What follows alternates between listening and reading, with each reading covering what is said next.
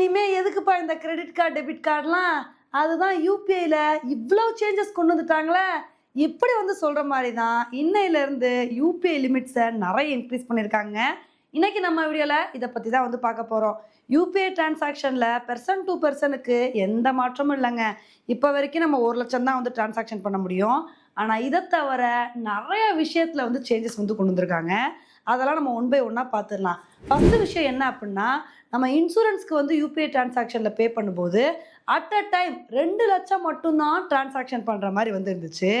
இப்போ இந்த 2,00,000 அப்படின்ற லிமிட்டை 5,00,000 வந்து உயர்த்திருக்காங்க. அது மட்டும் இல்லாமல் ஒரு நாளைக்கு மேக்ஸிமம் 10,00,000 ரூபா வரைக்கும் நீங்கள் இன்சூரன்ஸ்க்கு வந்து டிரான்சாக்ஷன் வந்து பண்ணிக்கலாம். அதுக்கப்புறம் இன்வெஸ்ட்மெண்ட் பண்ணும்போதும் அட் அ டைம் வந்து நம்ம யூபிஐயில் 2,00,000 தான் இதுக்கு முன்னாடி டிரான்சாக்ஷன் வந்து பண்ண முடியும்.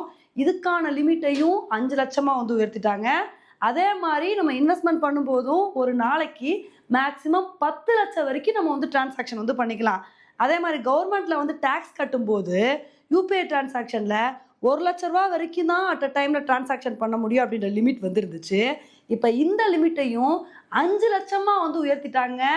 அதே மாதிரி ஒரு நாளைக்கு 10,00,000 வரைக்கும் மேக்ஸிமம் டிரான்சாக்ஷன் பண்ணிக்கலாம் அப்படின்னு சொல்லிட்டு இந்த லிமிட்டை இவ்வளோ தூரம் வந்து உயர்த்திட்டாங்க. இப்போ இதெல்லாம் விட அடுத்து ரொம்ப முக்கியமான விஷயம் என்ன அப்படின்னா, ட்ராவல்லலாம் யூபிஐ டிரான்சாக்ஷன் பண்ணும்போது 1,00,000 ரூபா வரைக்கும் தான் அட் அ டைமில் டிரான்சாக்ஷன் பண்ண முடியும் அப்படின்ற லிமிட் வந்துருந்துச்சு. இப்போ இதுக்கான லிமிட்டையும் 5,00,000 வரைக்கும் வந்து உயர்த்திட்டாங்க.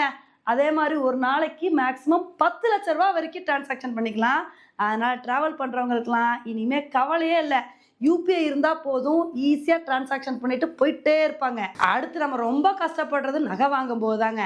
ஏன்னா நகை விற்கிற விலைக்கு நம்ம அட் அ டைமில் யூபிஐயில் இதுக்கு முன்னாடி 1,00,000 ரூபா வரைக்கும் தான் டிரான்சாக்ஷன் பண்ணுற மாதிரி வந்துருந்துச்சு. இப்போ இதுக்கான லிமிட்டை 2,00,000 வந்து உயர்த்திருக்காங்க. அதே மாதிரி ஒரு நாளைக்கு நீங்கள் நகை வாங்கும்போது 6,00,000 ரூபா வரைக்கும் வந்து டிரான்சாக்ஷன் வந்து பண்ணிக்கலாம். அதுக்கப்புறம் கிரெடிட் கார்டு பில்லை இதுக்கு முன்னாடி நம்ம யூபிஐயில் 2 lakhs வரைக்கும் தான் டிரான்சாக்ஷன் வந்து பண்ண முடியும். இப்போ இதுக்கான லிமிட்டையும் வந்து 5,00,000 வந்து உயர்த்திட்டாங்க. அதனால் அட் அ டைமில் நம்ம 5,00,000 ரூபா வரைக்கும் டிரான்சாக்ஷன் வந்து பண்ணிக்கலாம். அதே மாதிரி ஒரு நாளில் மேக்ஸிமம் 6,00,000 ரூபா வரைக்கும் வந்து டிரான்சாக்ஷன் வந்து பண்ணிக்கலாம். அதுக்கப்புறம் நம்ம இந்த இஎம்ஐ, ஹோம் லோனு இதெல்லாம் வந்து கட்டும்போது நம்ம வந்து ஒரு டிரான்சாக்ஷனில் 2,00,000 ரூபா வரைக்கும் மட்டும்தான் வந்து நம்ம வந்து டிரான்சாக்ஷன் பண்ண முடியும். ஆனால் இப்போ வந்து அதுக்கான லிமிட்டை 5,00,000 வந்து உயர்த்திட்டாங்க. அதே மாதிரி ஒரு நாளில் மேக்ஸிமம் நம்ம 10,00,000 ரூபா வரைக்கும் டிரான்சாக்ஷன் வந்து பண்ணிக்கலாங்க. உண்மையிலே இந்த சேஞ்சஸ் வந்து எல்லாத்துக்குமே ரொம்ப ஹெல்ப்ஃபுல்லாக வந்து இருக்கும். ஏன்னா பல இடத்துல நம்ம என்ன தான் யூபிஐ டிரான்சாக்ஷன் வந்து யூஸ் பண்ணாலும் லிமிட்ஸ் வந்து கம்மியாக இருக்கும்போது நமக்கு வந்து கஷ்டமாக இருக்கும். அந்த இடத்துல யூபிஐக்கு பதிலாக நம்ம கிரெடிட் கார்டு, டெபிட் கார்டு இது மாதிரி பல விஷயங்களை யூஸ் பண்ண வேண்டிய ஒரு சுச்சுவேஷன் வந்து வரும். ஆனால் இப்போ இந்த லிமிட்ஸை வந்து அதிகப்படுத்திருக்கனால நம்ம பல இடங்களில் இனிமேல் யூபிஐ டிரான்சாக்ஷனே வந்து யூஸ் பண்ணிக்கலாம். முழுக்க முழுக்க யூபிஐ டிரான்சாக்ஷனே டிபெண்ட் பண்ணி இருந்துக்கலாம்.